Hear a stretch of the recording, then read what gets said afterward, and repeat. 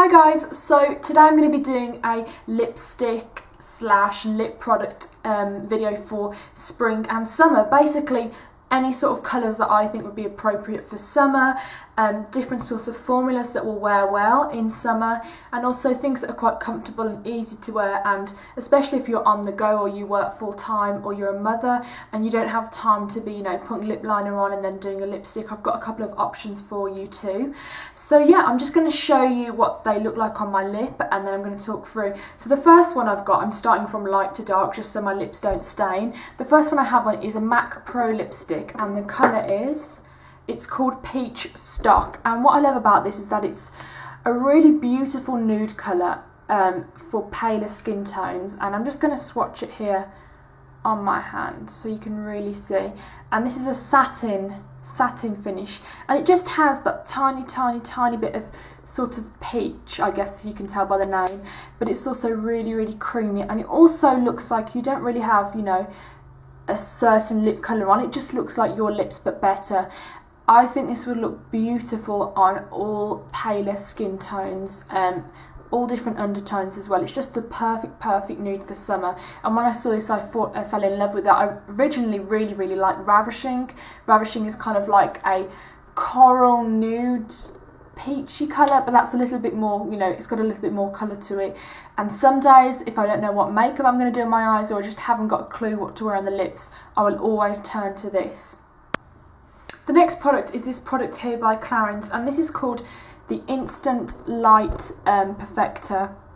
And this is kind of a bit different to any other products I've ever used before. It does have a tiny bit of colour payoff, but the lip gloss is not sticky within itself. It feels more like a lip balm when you apply it on the lips.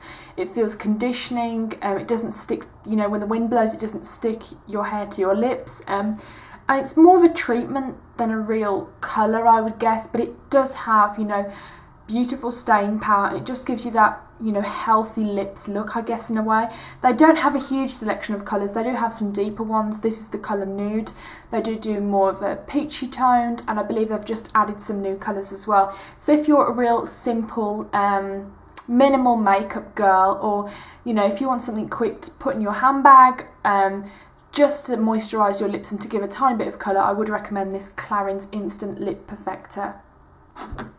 Now, I know a lot of makeup brands at the moment have come out with a lot of, you know, gloss sticks, lipsticks that are kind of like jumbo lip pencils. I know CoverGirl have them now, Revlon did them, what other brands do them? Basically, pretty much every drugstore brand out there has one.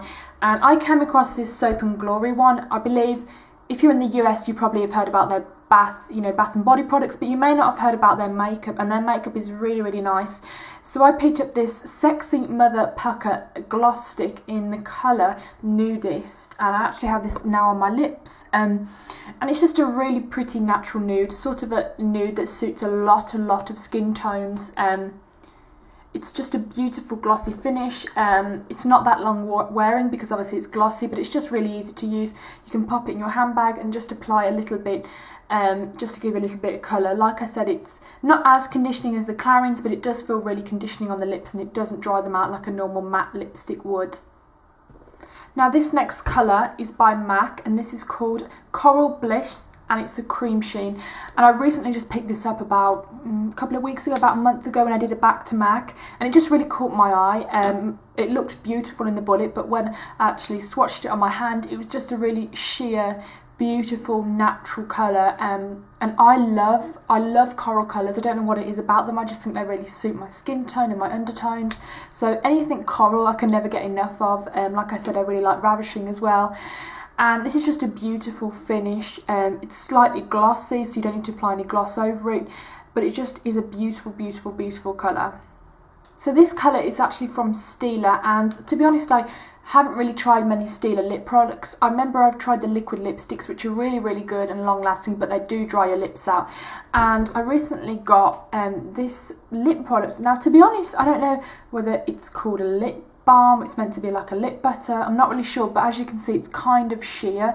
It's very similar to the Coralbliss, but it has a little bit more colour payoff to it, and this is in the colour Charlotte, but I'll put all the info in the description box if you want to know where to get it and whether it's still available.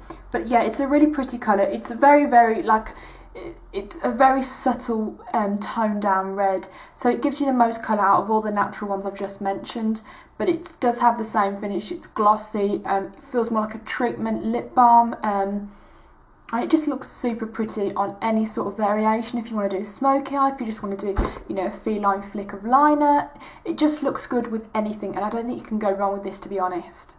So the next colour is Up the Amp by MAC, and I love this because it's a real standout colour, and it's an amplified one, which means obviously it's really pigmented, and it's really unexpected as well. I know a lot of people own this colour now. I see tons of girls on Instagram, you know, posting pictures with this colour, and it looks good with loads of different, you know, eye looks, makeup looks, and it looks good on tons of different skin tones, and it's just really kind of a signature matte colour in a way.